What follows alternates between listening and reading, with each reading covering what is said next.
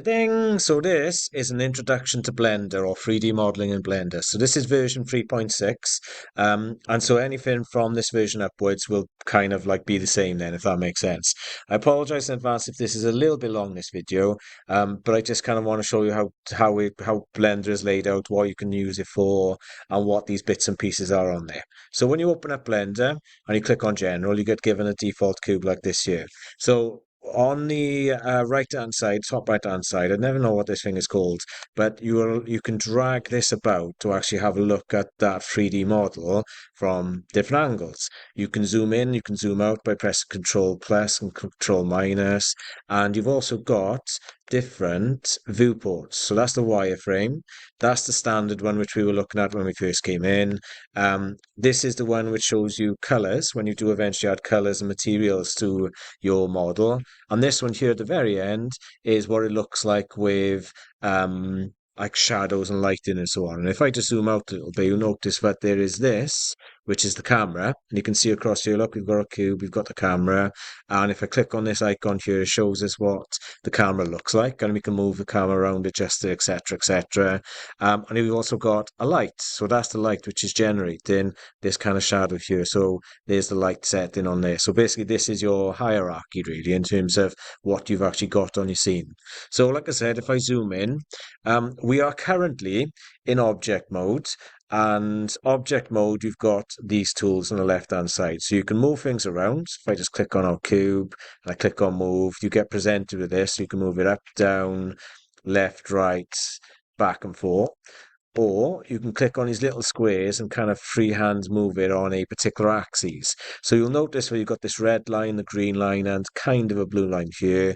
And if I wanted to, I could click on this blue Z to look at it from directly above, from the side, and also from that side there. Or I can just freehand there. So it's just to show you what those bits and pieces are. Oh yeah, and this little hand allows you just to move things around on screen. So I'm not actually moving the cube, I'm moving my view of the cube around so I can kind of see it whatever angle I want.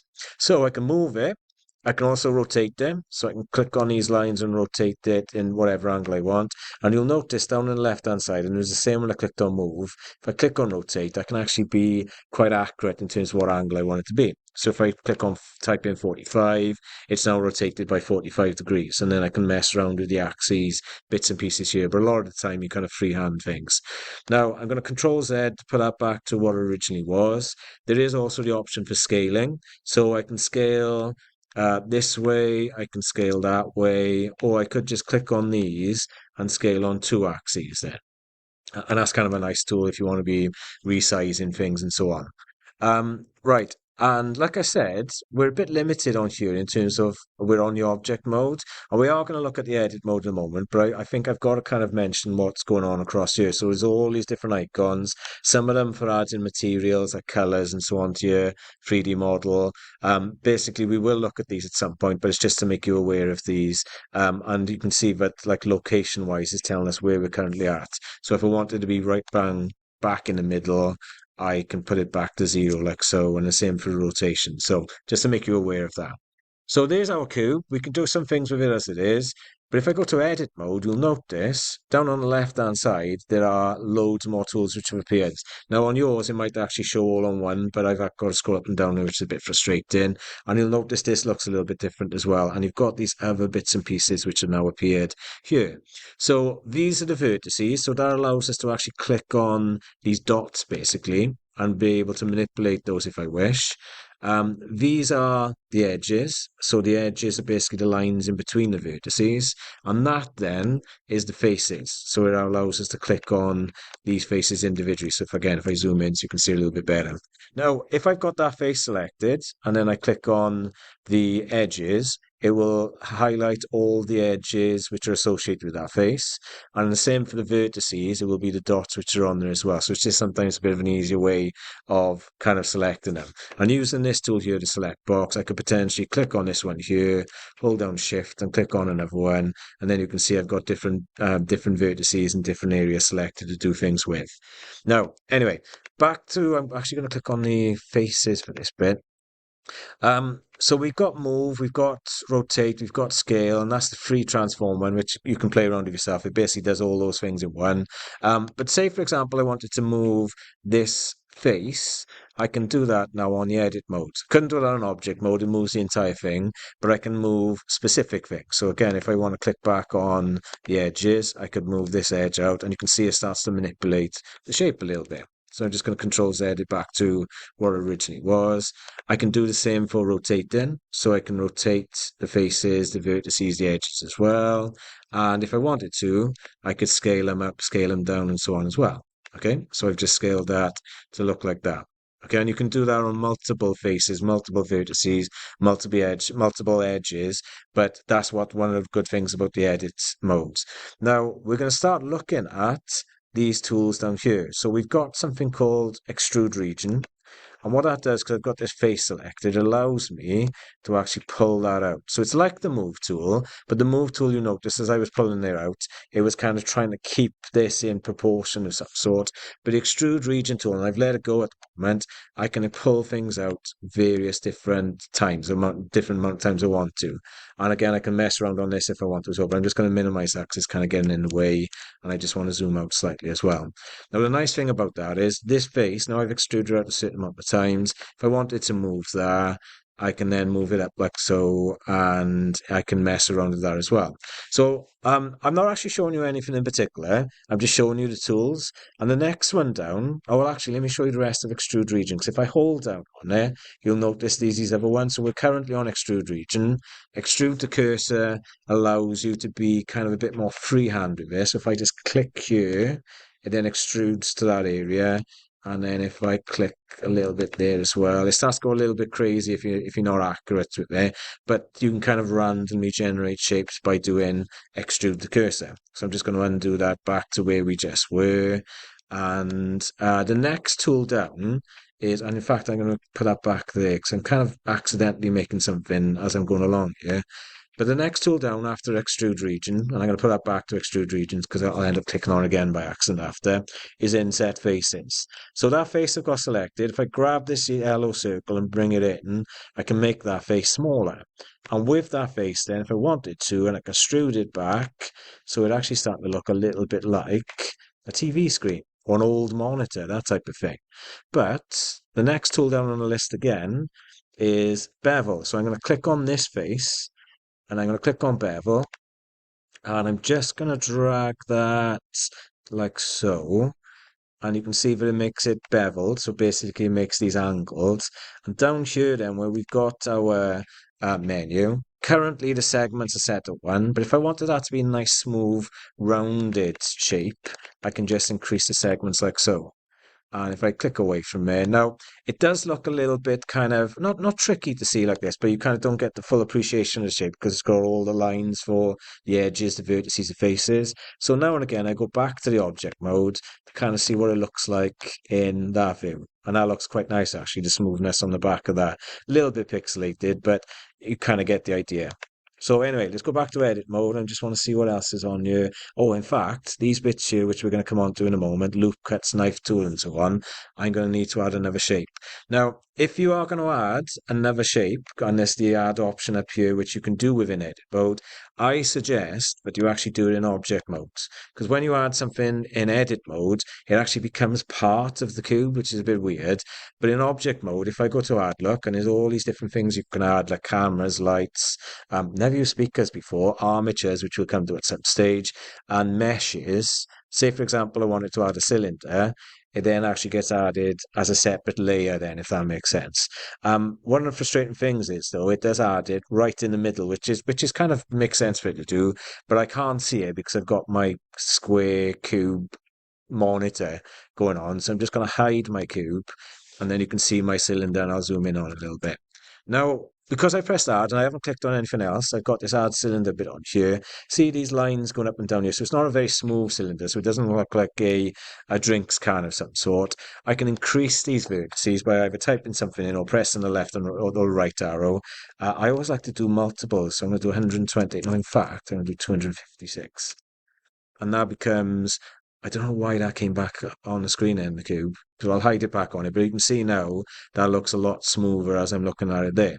Now, the reason why I've added a cylinder, if I go to the edit mode for the cylinder, now I can't actually do anything with the cube because I'm in the cylinder area then. A couple more of these tools which are on here. I've got a loop cut tool, which allows me to basically cut that in half, kind of. And what that has done basically is added vertices across that part there. And if you look, then these yellows which appear, I could do that multiple times. So I could kind of cut this down to different areas. Now, I haven't clicked on anything else at this stage, but what I am going to do is just scroll up a little bit and go to scale, I think it is. Yeah, scale. And I'm going to grab that blue one in there.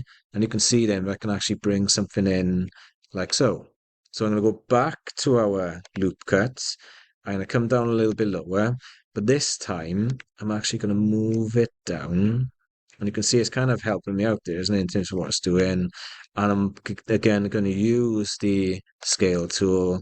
And I'm going to bring it right the way in. So it's starting to look a little bit more like a wine glass. Now I'm getting a little bit of issues there in terms of as I'm going in. So what I'm going to do, I'm going to zoom in quite a bit on it, undo what it was, grab it again, and I can be a bit more accurate then because I'm zoomed in. I say a bit more accurate. I'm actually not at all on my. But anyway, that's kind of what we're looking at there. So we've kind of made a little wine glass as well. Right. So the other tools which are on here, there is a knife tool. And there's also this poly build tool as well. And I'm actually going to use this. It's not going to look very good, but just want to show you what those tools do before we actually start doing some proper things within Blender. But anyway, I'm going to select this top face. I am going to press the Z so I'm looking, that didn't work. Press the Z so I'm looking straight away, looking down on there. And the knife tool, what that allows me to do is actually to kind of cut into this. So I'm going to make a full shape like so. I'm still got the knife tool following me, so I'm not going to click on anything more, but I am going to press enter on my keyboard. And what that has done, and if I just zoom around and grab the hand, so this is what the hand is pretty good for, you can see then that it's split that one face into separate faces. So what that allows me to do, if I scroll up and click on the select tool, I can click on that one in particular, that face there, and then I can use these different tools if I wanted to. So I could actually make it go down into the drink, or I can make it come out of the drink. So that's quite a nice little tool to use as well. Now, the next one down from the knife tool. And again, if you the more you zoom in, the more accurate you can be with cutting something out as such. I don't think cutting out is the right way to put it. But there's also this tool called the Poly Build tool. So say, for example, on this here, I thought, oh my God, I haven't quite got that point in the right place.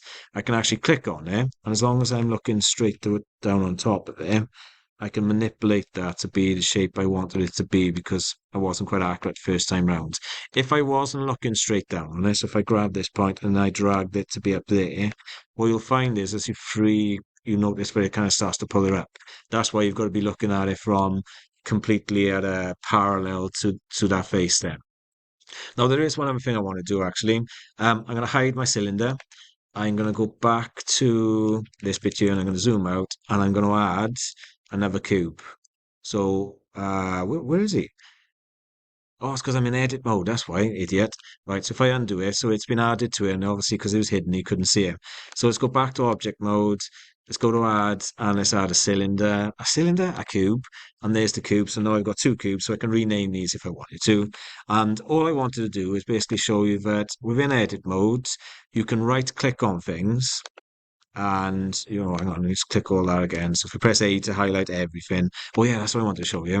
If you try to highlight everything like that, you think, oh, it's all selected, but in fact, it's not all selected. Well, it is. I don't know what happened there, but if I highlight it like so, you think, oh, great, it's all selected, but in fact, I don't know why I keep saying that to you because normally it doesn't select everything. But if you press A, it makes sure every face on the 3D model is selected. But what I'm trying to show you is if you right click on these and you go to subdivide, what it does, it breaks it down into kind of like more details. And as the more I kind of like press this, the more and more detailed it becomes. So this then allows you to be a bit more kind of, oh, that's why he was doing that, because all those are selected there. This allows you then to be a bit more kind of like accurate or a bit more detailed in what you're doing. So you can kind of like, I was holding down shift then as I was clicking on each of these faces, and it allows you to kind of pull things up and pull things down.